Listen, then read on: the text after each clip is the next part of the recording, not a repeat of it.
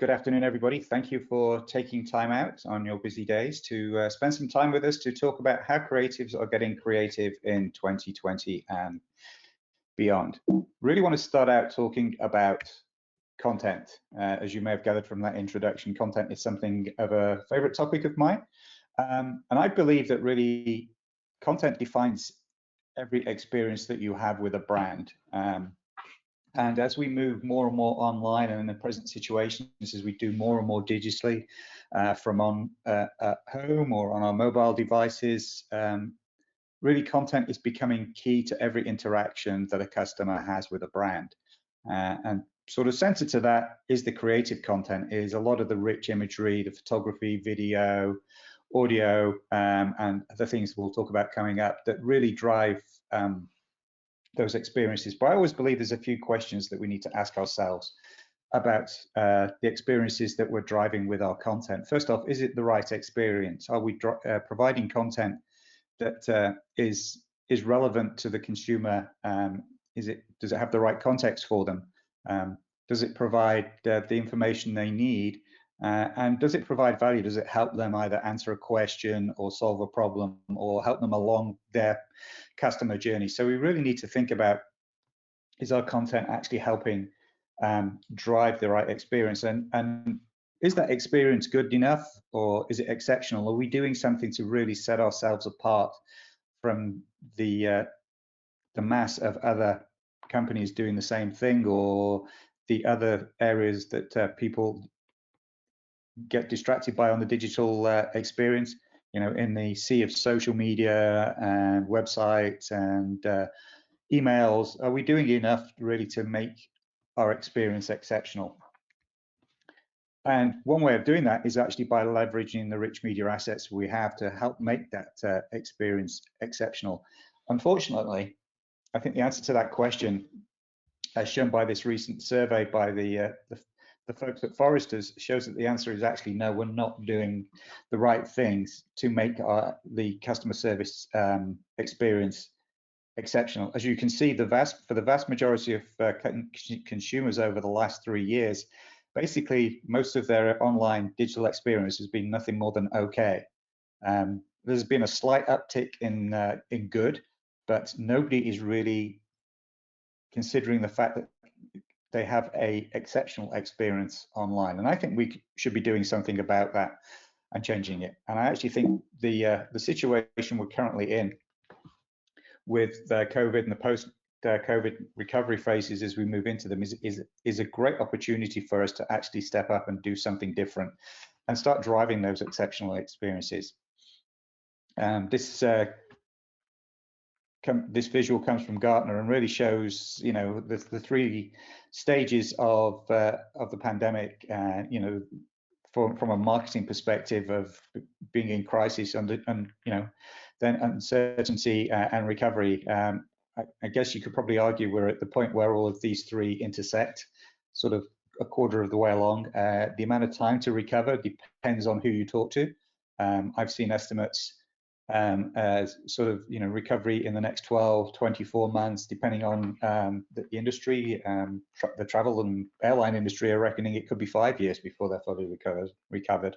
So it's sort of a bit of a nebulous timeline or movable timeline, depending on which industry you're in and what the market's like. But I think the point is, and that instead of looking at this as sort of doom and gloom, it is an opportunity, and it has been an opportunity for folks to rethink, take a step back, look at what they're doing. The companies that sort of early on decided that they were going to just take a holding position and see how things panned out, and I think are the ones that we're seeing heading to the wall, that are having difficulties, and obviously we've already seen some fairly major brand names disappear.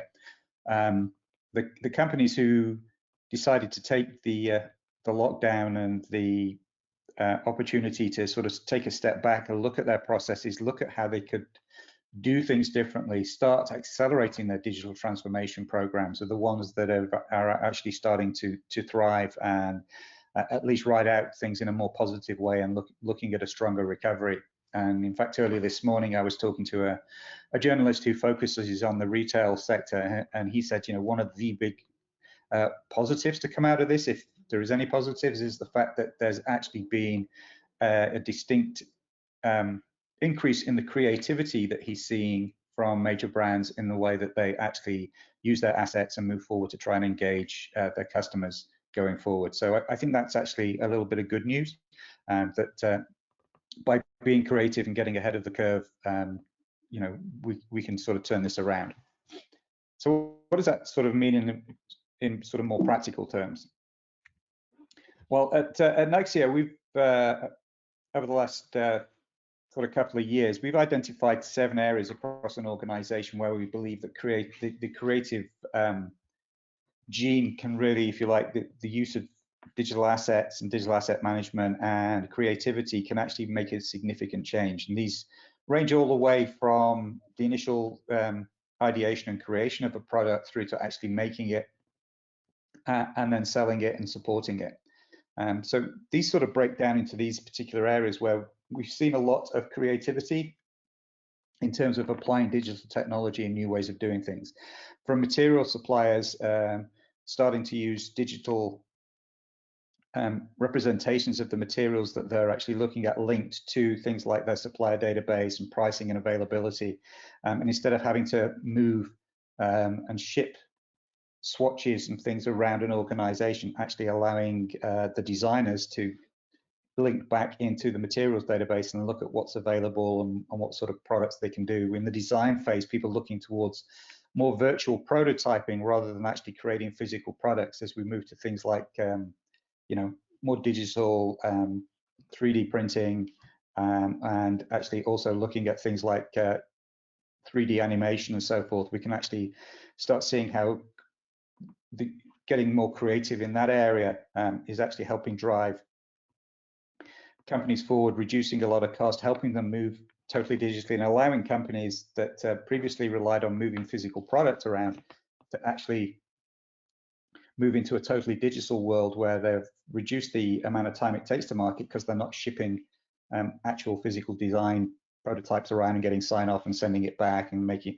iterations. They can do all that digitally quicker and more creativity. And that sort of feeds into, if you like, the more traditional creative environments like doing photo shoots or video shoots, marketing campaigns, and doing them earlier and more aligned with what's happening in the design and materials part of the organization. And that feeding into things like packaging, being more creative around packaging, using packaging more as part of the custom experience, making sure that imagery is both consistent with what's been done in the campaigns, using imagery that's coming out of the photo shoots and the video shoots, and getting quicker and better at localizing and labeling and making sure that new packaging can be delivered quickly, so new products can be launched quickly. And we're definitely seeing that there's more and more demand from consumers to make sure that the leading brands deliver new product quickly and consistently, irrespective of what channel that they're actually researching and buying these goods. And through onto the support side of things, where we actually want to make sure that the folks who are dealing with the customers, be it in a physical store or on a support desk, have all the right information, that they know what was in the marketing campaigns, they know what images have been used, they know what colors are available, they know the pricing, or folks who have got the product knowledge can help with troubleshooting and have access to videos and 3D designs and understand the products a lot better. So by taking a more creative approach to content and a more creative approach to your imagery and video and photography and all these sort of things across the whole of the supply chain, it's really helping the whole creative community position themselves at the center of the enterprise, and really help drive business results and business continuity at a time when those things are really key.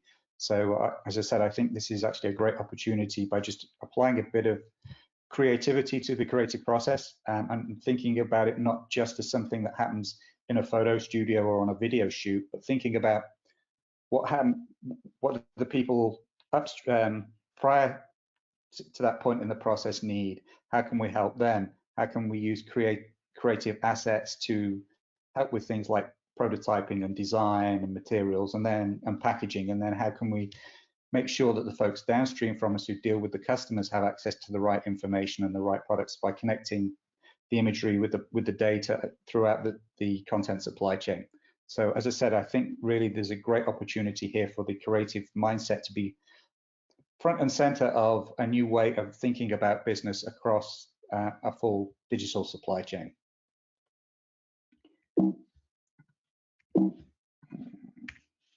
So let's look at a few practical examples of where I think we can do that. And this is one that I've been involved with on and off over the years.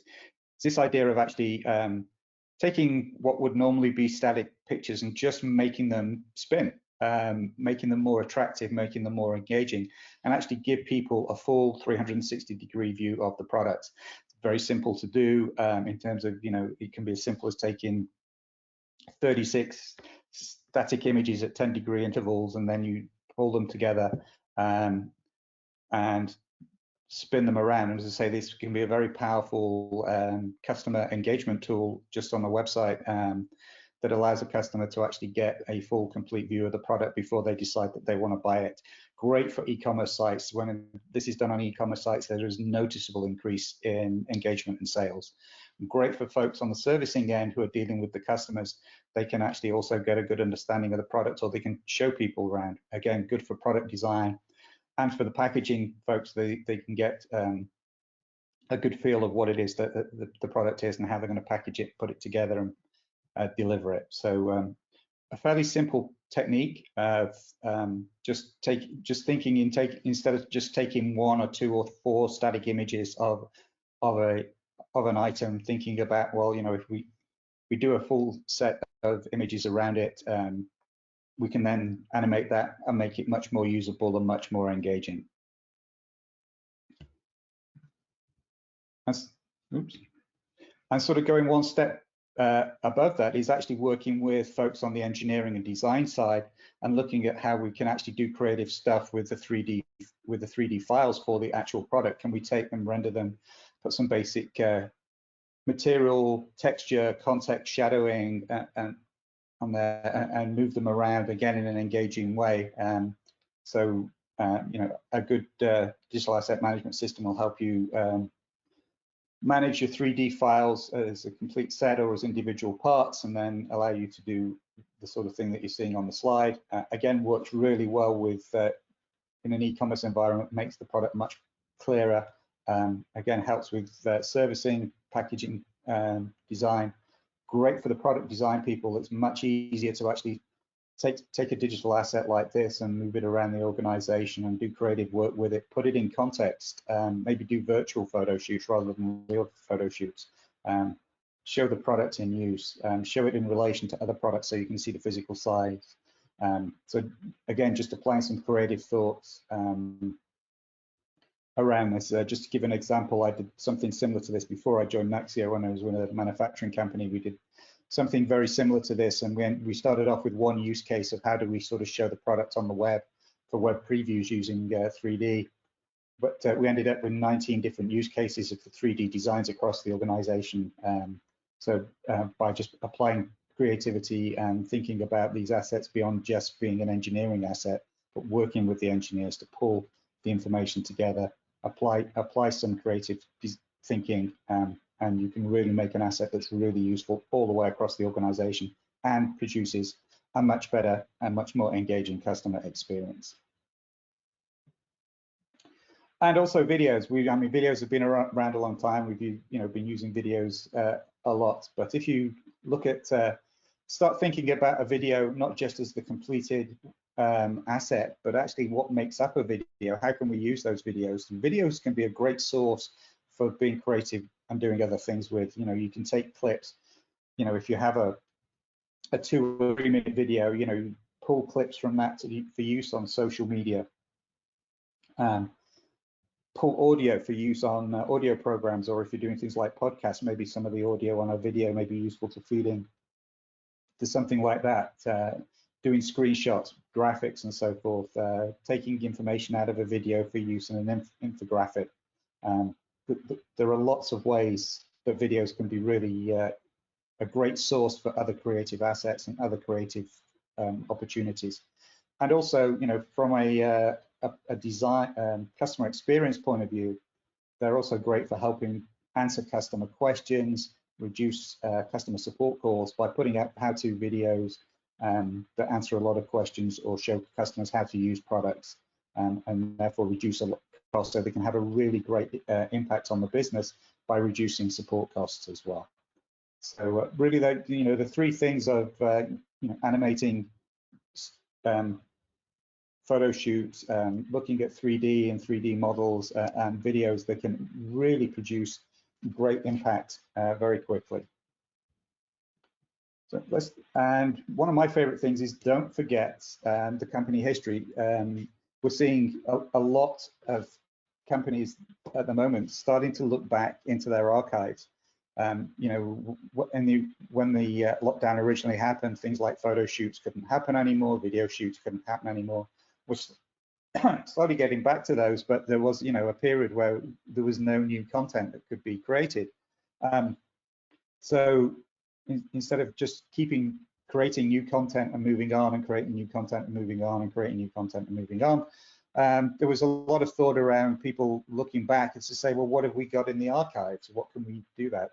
We just give an example. We had a cosmetics company who, when they look back in their archives, they had some great imagery with their product, with some 1960s movie stars, very iconic people that they, it was like, okay, why don't we do a campaign around that? That we have an iconic brand that was, endorsed by iconic movie stars. Other ones have done. We have one who was just about to launch 100 years of that company retrospective marketing campaign. I've seen this used a lot. More and more recently, as people are actually starting to look back at what they've actually got in their archives, think about creative usage of those. How can we take some of those? I've seen quite a few companies doing sort of a merge of a photograph of an old location and sort of merging it with a photograph of their modern offices or their modern stores or something, and sort of showing how time has changed and fashion has changed and things of that sort. So again, look back at what you've actually got. You'd be surprised at what you've got, and you can really use it in some really creative ways moving forward. But one of the great things to do also is to actually, knowing what you've got, is to unlock the information that are in your assets and in your photographs. An image is, if you don't sort of extract the information, an image is just one thing. It's just a photograph or an image of a thing, but it doesn't really help drive the information that the company needs. But if you actually start using things like machine learning and AI, and then link that in with human in the loop learning, so people can make sure that the AI is tagging things correctly and teach it, you can get to the point where you can take a big archive of images, run it through a machine learning or AI, and extract the information from it, and then maybe link that to your e-commerce platforms, your product information platforms, your talent records, and all sorts of things like that. So, here this was a sample done for one of the apparel companies who are a customer. We're going through a large database, extracting, what is just a product image versus a lifestyle image. A product image was probably taken just to take a picture of the shirt, but it also includes some chinos, a belt, a particular model. You want to know who that guy is. Link it to maybe his contracts, so we make sure that we're using, we can use that particular model in a particular market that he's still under contract. We're not putting up photographs of things with models who are out of contract, or or regions of the world where we can't use them, particularly if it's a celebrity contract. If you look at the lifestyle image, there's a lot of information in here that we can extract, not just, it's for polo shirts, but there's related goods like shorts and sunglasses and hats, and you imagine using that sort of information in an e-commerce thing by applying some creative tagging and linking with, again, your product information on your SKU databases. you can start doing cross-sell and upsell on an e-commerce platform, all pulled from the fact that you're actually doing some creative examination of your assets. Also understanding, this is, probably for a summer campaign, so tag it appropriately so we don't put it up in the middle of winter in a region that's under 3 foot of snow, or maybe we do because we want it to be aspirational, things like that. So again, just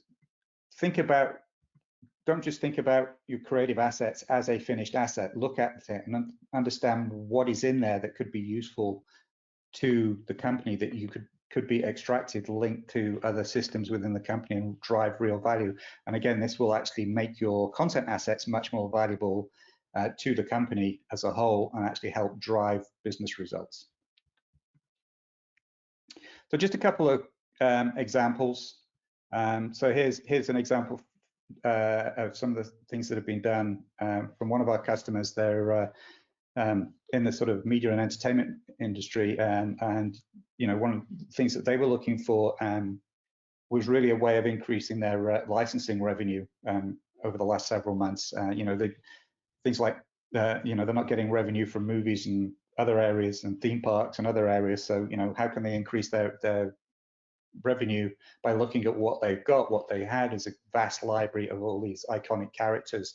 They were already doing some licensing, but it was actually quite a tricky process to actually go through and get licensing approved, making sure that the right assets were used with the right licensee for the right area. So one of the things we've helped them build is a brand, really a brand portal, if you like, or a brand library, where folks who want to take on external licensing can come in and access the assets that they've licensed, get approval quicker. And it's actually open to thousands of users across their licensor network, but actually only now needs to be managed by just a couple of digital asset librarians. What it's helped is it meant they've got faster time to market to get their licensed goods out into the marketplace quicker, and it's had a definite increase on their licensing revenue. So again, looking, while some things are stopped in areas, being creative and thinking about where else can we actually use our assets to help grow the business or keep the business going. And we talked a bit about this, but looking back and generating new content from old. So one of the things that we tend to find is a lot of these older assets are spread across an organization. We tend to find on average there's usually about 9 or 11 systems that most folks have their assets spread across. One of the great things about the Nexio platform is it has a ability to be a federated central point where you can actually use that to access information and go look for information across other systems. So this particular customer really wanted to make all their digital assets generated by their brand marketing, irrespective of where they were across the world, available to everybody throughout their life cycle. And it really helped them with the fact that they didn't need to shoot new content during lockdown, as I mentioned earlier, and it really helped them keep their brand messaging going and their inspirational brand messaging going forward on a regular cadence. So there was no real interruption of their campaign or their campaign markets. And actually, some of the things that they did actually generated even more buzz than some of the more traditional stuff. So, so hopefully this next one will. I just wanted to show this because I think it's a perfect example of the new content from old. This is, as you can see, from Nike, where they went through their archives of, in association with their agency, marketing agency, went through their archives and pulled together stuff from I think it's 24 different sports, and molded them together and merged them together with some great editing to put together a typical inspirational Nike type commercial. So let's hopefully. We're never alone, and that is our strength. Because when we're doubted, we'll play as one. When we're held back, we'll go farther and harder. If we're not taken seriously, we'll prove that wrong. So the point I wanted to make with that video is I think it's a great example, as I said, not just of the fact that you could go back and look at what you've got and think creatively about how you can reuse it, but it's actually also timely, relevant to the world currently, provided a lot of value for the company. I saw it retweeted and all over social media. It resonated with a lot of people. So it was good for the brand, stayed on brand message, stayed on their inspirational message, but was actually also very empathetic to what a lot of people were going through. And again, it was all done with existing content at a time when they couldn't produce any new content. So thinking creatively about what we've got, how can we use it? Can we make sure we're on brand message? Look at our digital workflow, working with a partner in a digital environment to move information around to produce a really strong message. So I think that's a great example of how creatives can be creative in the current environment, both today and moving forward. And to me, I think it all comes down to this idea of really making sure that your digital assets really become the center of the enterprise. You know, if you can think about ways to really position your rich media assets at the center of that digital supply chain I talked about earlier, and connecting your content with your data, with your assets across the whole organization, and then you can use that to deliver both exceptional customer experiences and great business results too, by just thinking a little bit outside the box and being creative with our creative assets.